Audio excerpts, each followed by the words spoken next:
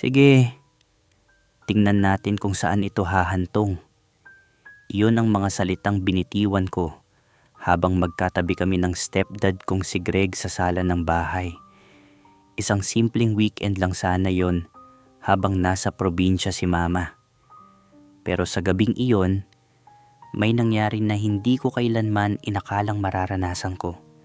Unti-unting nagbago ang takbo ng mga usapan namin. Ang dati na normal na samahan ay napalitan ng mga tinginan, mga sandaling hindi ko maipaliwanag at mga desisyong alam kong maaaring magdulot ng malaking problema kapag nalaman ng ibang tao. Hanggang mga yon, hindi ko pa rin maintindihan kung paano kami umabot sa puntong iyon. Minsan naiisip ko, kung iba ba ang naging desisyon ko noong gabing iyon, iba rin kaya ang naging takbo ng buhay namin. Welcome sa M2M Desires, kung saan binibigyang boses natin ang mga kwento ng pag-ibig, mga lihim, at mga karanasang hindi madaling ikwento. Mga kwentong minsan ay masaya, minsan ay masakit, at madalas ay nag-iiwan ng mga tanong na hanggang na ngayon ay walang malinaw na sagot. Bago natin simulan ang kwentong ito, huwag kalimutang i-like ang video, mag-subscribe sa ating channel, at pindutin ang notification bell para lagi kayong updated sa ating mga bagong kwento. Maaari ka ring mag-iwan ng komento sa ibaba habang nakikinig.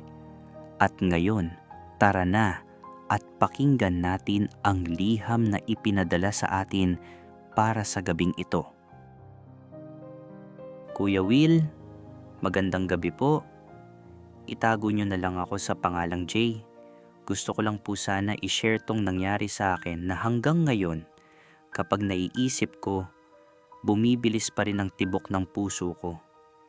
Hindi ko alam kung tama ba o mali, pero gusto ko lang ilabas kasi wala akong mapagsabihan na iba dito sa amin. Nagsimula po ang lahat isang weekend. Umalis si Mama ng maagang maaga para bumisita sa kapatid niya at doon magpalipas ng 2 araw. Ibig sabihin, kaming dalawa lang ng stepdad kong si Greg ang naiwan sa bahay. Tahimik ang buong paligid, maliban sa mahinang tunog ng TV sa sala. Noong una, wala naman sa akin yon. Nakahiga lang ako sa sofa, nag-i-scroll sa phone ko habang ine-enjoy ang pambihirang katahimikan ng bahay. Si Greg naman, labas-masok mula umaga, may ginagawa sa garahe at kung ano-anong inaayos sa mga gamit niya. Sanay na ako sa kanya na laging abala. Hindi kasi yun mahilig maupo lang nang walang ginagawa. Pero habang nakatitig ako sa screen ng phone ko, bigla kong naalala yung mga napapansin kong kakaibang pagbabago sa amin nitong mga nakaraang linggo. Si Greg, parang hindi na lang basta stepdad ang turing sa akin. May kakaiba sa paraan ng pagtingin niya at sa pakikitungo niya sa akin. Hindi naman lantaran pero ramdam mo na may iba talaga sa ilalim ng mga simpleng galaw niya. Nitong huli kasi, kapag nagkakasalubong kami sa kusina, parang may konting haplos na natatagalan sa balikat ko o kaya nahuhuli ko siyang nakatingin sa akin mula sa malayo. Nakakakaba po, Kuya Will, yung tipong lumulukso ang dugo ko na hindi ko maipaliwanag. Nitong hapon ngang yon, habang mag-isa ako sa sofa, ramdam na ramdam ko ang bigat ng hangin. Parang may hinihintay kaming mangyari na hindi namin masabi-sabi. Maya-maya lang, narinig ko na ang mga yapak ni Greg na papasok ng sala. Tumingala ako at biglang bumilis ang tibok ng dibdib ko nang makita ko siya. Simple lang ang suot niya, t-shirt na puti at boxer shorts. Medyo gulo pa ang buhok galing sa trabaho sa garahe. Mukha namang normal ang hitsura niya pero ang lagkit ng tingin ng mga mata niya. Napaupo ako ng maayos nang hindi ko namamalayan. Hoy, okay ka lang?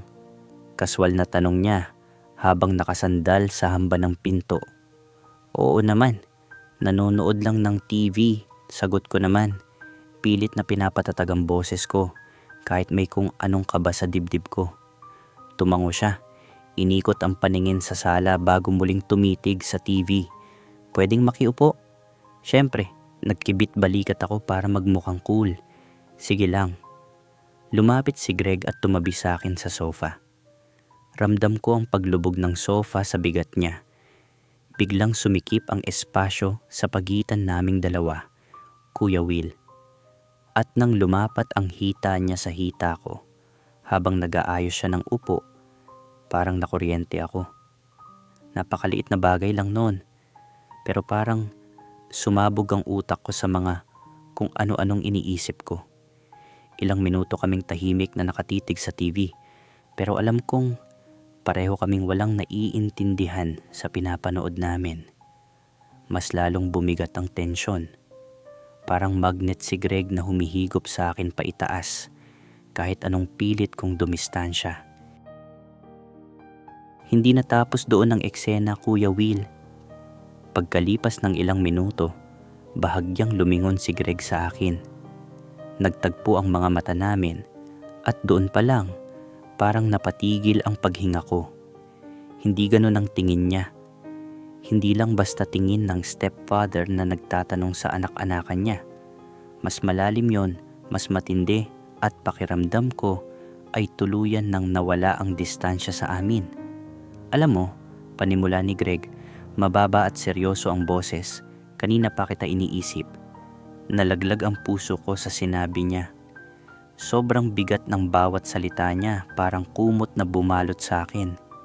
Hindi ko alam ang ibig niyang sabihin, pero sa tono niya, alam kong hindi ito ordinaryong kwentuhan lang. May seryosong bagay na matagal nang nabubuo sa amin na ngayon lang puputok. Ako? Tanong ko naman na halos pabulong na dahil sa kaba. Tumango si Greg, hindi inaalis ang tingin sa mga mata ko. Oo, napapansin ko kasi. Napapansin ko kung paano tayo nitong mga nakaraang araw. Iba na, di ba? Hindi ko alam ang isasagot ko, Kuya Will. Tama naman siya, may nagbago talaga. Pero hindi ko inaasahan na siya mismo ang magsasabi noon ng harap-harapan. Ilang buwan na naming pinapakiramdaman ng isa't isa. Pero nagkukunwari lang kaming walang nangyayari. Siguro nga, sagot ko na lang dahil hindi ko alam kung saan papunta ang usapan na to. Iba nga. Ngumiti si Greg pero hindi yon yung ngiti ng isang ama na nakasanayan ko. Ibang-iba, mas makahulugan, mas matapang. Napapansin ko kung paano mo ako tingnan, sabi niya ng dahan-dahan. At sa tingin ko, napapansin mo rin ako. Dito na talaga lalong nagwala ang puso ko, Kuya Will. Ang mga salita niya, parang hamon na nakabitin sa hangin. Tama siya. Unti-unti ko na siyang nagugustuhan at may mga nararamdaman ako na hindi ko dapat maramdaman. Pero natatakot ako. Hindi ko alam. Nauutal kong sabi habang nagkakagulo ang isip ko. Siguro, biglang lumapit ng kaunti si Greg. Ipinatong niya ang kamay niya sa tabi ko. Dahan-dahang humawak sa gilid ng upuan ko. Napakaliit na kilos lang, parang walang mali siya. Pero parang may kuryenteng gumapang sa buong katawan ko. Hindi ako makagalaw. Hindi ko kayang umiwas. Napako ako sa kinauupuan ko dahil sa bigat ng sandaling yon. Okay lang yan, bulong ni Greg. Hindi pa rin lumalayo ang pagkakahawak niya. Huwag kang matakot. Iniisip ko rin to. Kalmado ang boses niya, parang nagpapakalma. Pero mas lalo lang akong kinabahan. Ano ba ang ibig niyang sabihin? Ano ba ang hinihingi niya sa akin? Umabot na kami sa sukdulan ng bigat ng sitwasyon at wala na akong alam gawin. Bahagyang ginalaw ni Greg ang posisyon niya. Mas inilapit pa ang sarili niya sa akin at naramdaman ko ang pagsikip ng dibdib ko. Parang biglang nawala ang lahat ng espasyo sa amin at nakatayo kami sa gilid ng isang bangin na napakadelikadong lundagin. Hindi naman natin kailangang gumawa ng kahit ano. Sabi pa niya, ng mahina para pakalmahin ako. Gusto ko lang malaman kung anong nararamdaman mo. Napalunok ako. Tuyong-tuyo ang lalamunan ko sa dami ng emosyon. Siya ang kasama ko sa bahay ng ilang taon. Pinagkakatiwalaan ko. Pero ngayon, habang nakatitig siya sa akin at ganito katindi ang lapit namin, nagbago ang lahat. Hindi ko alam. Pabulong kong sagot, nanginginig ang boses. Hindi ko alam ang iisipin ko. Kuya Will, nananatili ang kamay ni Greg sa hita ko. Mainit at matatag. Ayos lang yan, malambing niyang sabi. Pwedeng dahan-dahan lang natin tong gawin. Walang pilitan. Kahit nakakagaan ang mga salita niya, hindi nabawasan ang init ng sitwasyon. Ramdam ko ang tibok ng puso ko na parang gustong kumawala sa dibdib ko. Ano ba tong nangyayari sa amin?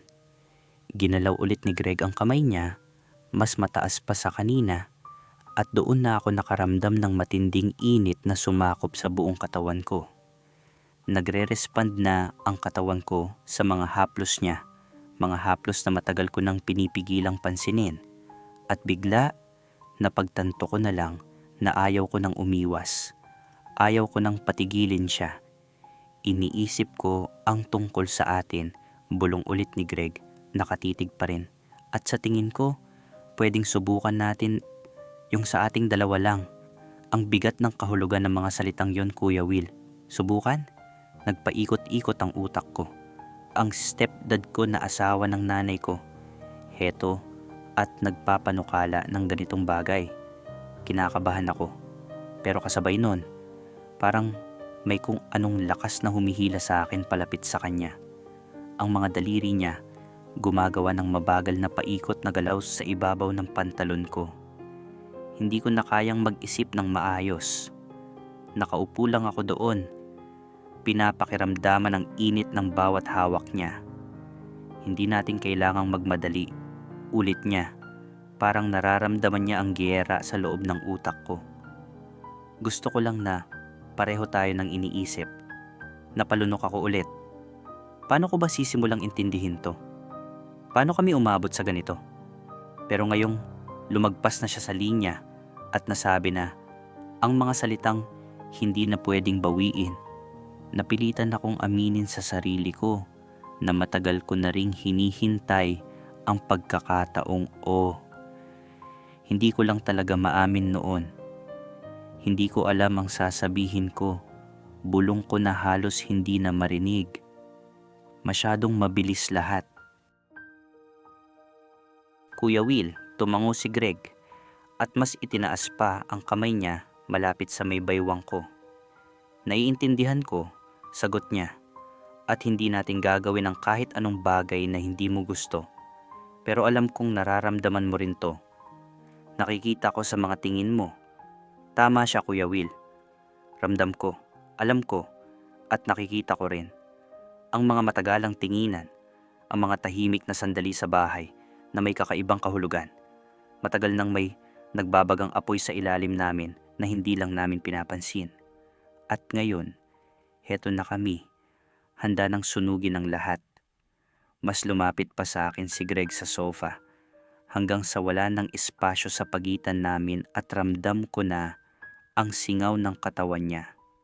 Sobrang bilis ng paghinga ko habang pilit kong inaayos ang utak ko. Matagal ko na to iniisip, bulong niya na halos hangin na lang. Kung ano ang pakiramdam na maranasan to kasama ka. Ang direktang sabi na yon ay nagpadala ng init sa buong katawan ko. Hindi ko na maikakaila ang epekto niya sa akin. Lahat ng ugat ko parang nabuhay, pero hindi ako natatakot. Mas nangingibabaw ang kuryosidad at ang kagustuhang mapalapit sa kanya. Pero hindi pa doon natatapos ang kwento, Kuya Will. Gumalaw ulit ang kamay niya. Mas naging mapangahas ang bawat bahagyang pag-usad nito at napasinghap ako ng malalim. Nagtatalo ang isip ko, pero ang katawan ko parang may sariling buhay.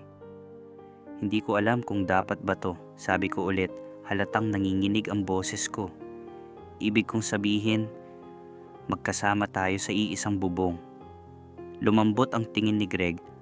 Huminto muna ang kamay niya para bigyan ako ng espasyo. Alam ko, malumanay niyang sabi. Pero hindi ibig sabihin noon mali na to. Pwedeng sa ating dalawa lang to, isang espesyal na bagay. Ang mga salita niya ay naghatid ng kilabot sa likod ko. Napakabilis ng lahat. Pero parang dito rin naman talaga kami papunta sa simula pa lang. Tinitigan ko ang mga mata niya, naghahanap ng kasagutan kung nababaliw na ba ako. Pero ang nakita ko lang ay kakaibang tindi ng damdamin na kapareho ng sa akin. Ayaw ko nang huminto. Hindi ko alam, bulong ko ulit habang sobrang bilis na talaga ng tibok ng dibdib ko. Sa pagkakataong ito, unti-unti nang gumagapang ang kamay ni Greg pataas sa hita ko. Para akong nakuryente sa hawak niya, dahilan para medyo magmuni-muni ang paningin ko. Mainit ang hawak niya, mahigpit, pero ramdam mong may pag-iingat pa rin. Dahan-dahan lang, bulong niya sa akin habang dahan-dahang lumalapit ang distansya namin sa isa't isa. Sa totoo lang, Kuya Will, parang nakalimutan ko na kung paano huminga noong mga oras na iyon. Hindi na ako makapagsalita. Parang nawalan ako ng boses dahil sa matinding kuryosidad kung saan talaga kami hahantong nito. Doon na pumasok ang sandaling hinding-hindi ko malilimutan. Lumapit palalo ang mukha ni Greg sa akin hanggang sa ilang pulgada na lang ang pagitan namin. Ramdam ko ang bawat buga ng mainit niyang hininga sa mukha ko at ang puso ko parang gustong tumalon sa sobrang kaba. Matagal ko na itong ginusto, pabulong niyang sabi, na parang may pinipigilang emosyon. Ang maramdaman ito kasama ka at ang malaman kung ano talaga tayo. Ang mga salitang iyon ang tuluyan ng nagpabagsak sa mga natitira kong pag-aalinlangan. Gusto ko rin naman kasi ito, kahit na alam kong nakakatakot. Gusto kong sumugal. Hindi ko alam kung tama ito, mahina ako pa ring subok, pero alam ko sa sarili ko na wala nang bigat ang mga salitang binitawan ko. Ngumiti si Greg, sabay lipat ng kamay niya sa baywang ko. Mahigpit ang hawak niya pero banayad pa rin. Huwag muna nating isipin ang bukas, mahina niyang sabi habang inilalapit ang mga labi niya malapit sa tenga ko. Tingnan lang natin kung saan tayo dadalhin nito. Doon na ako tuluyan ng huminto sa pagpigil, Kuya Will. Alam ko sa sarili ko na wala nang balikan ito. Sige, bulong ko habang patuloy sa pagkarera ang tibok ng puso ko. Tingnan natin. Ngumiti si Greg at doon ko nakita sa mga mata niya ang kakaibang seryoso at lalim ng intensyon niya. Alam kong pagkatapos ng gabing ito, magbabago na ang lahat sa amin. Inilapit niya pa lalo ang mukha niya at sa unang pagkakataon, naramdaman ko ang paglapat ng mga labi niya sa akin. Noong una, marahan lang ang ginawa niya na parang tinatantya pa kung lalayo ako o lalaban. Pero hindi ako gumalaw. Hinayaan ko lang ang sarili ko na sumabay sa agos at lamunin ng kakaibang init ng sandaling iyon. Unti-unting lumalim ang bawat sandali habang ang kamay niya ay gumagapang nasa likod ko para mas hilahin ako palapit sa kanya. Noong mga oras na iyon, nawala na ang lahat ng ingay sa paligid namin. Si Greg na lang at ang presensya niya ang natitirang totoo sa mundo ko. Nang sa wakas ay maghiwalay ang mga labi namin, pareho kaming naghahabol ng hininga, Kuya Will. Isinandal niya ang noo niya sa noo ko, habang pinapakiramdaman namin ang mabilis na tibok ng puso ng isa't isa. Nakita ko sa mga mata niya ang halo-halong emosyon. May kaba, may kalituhan, pero may malalim na koneksyon na hindi na namin pwedeng itanggi. Iba na ito ngayon, pabulong kong sabi sa gitna ng katahimikan. Tumango si Greg habang bahagyang hinahaplos ang baywang ko gamit ang mga daliri niya. Alam ko, sagot niya ng malambing. Pero sa tingin ko, okay lang iyan, kung okay lang din sa iyo. Hindi ko alam kung anong isasagot ko noong mga oras na yon. Ang alam ko lang, wala akong pinagsisisihan sa nangyari. Nandoon pa rin ang takot, pero tuluyan na kaming nagpatayong dalawa sa nararamdaman namin. Doon mismo sa sala, hinayaan naming mangyari ang hindi dapat mangyari. Isinuko namin ang lahat sa isa't isa ng gabing iyon, isang bagay na alam naming dalawa na magbabago sa takbo ng buhay namin. Matapos ang sandaling iyon, naupo kaming magkatabi at magkayakap lang sa sofa habang lumilipas ang mga minuto. Ang kamay niya ay nanatiling nakahawak sa akin ng mahigpit na parang sinisiguro niya na hindi ako aalis o magbabago ang isip. Aayusin natin ito, sabi ni Greg na parang nababasa ang takot sa isip ko. Dahan-dahan lang natin haharapin. Ang salitang iyon ang naging sandalan ko sa gitna ng magulong sitwasyon namin.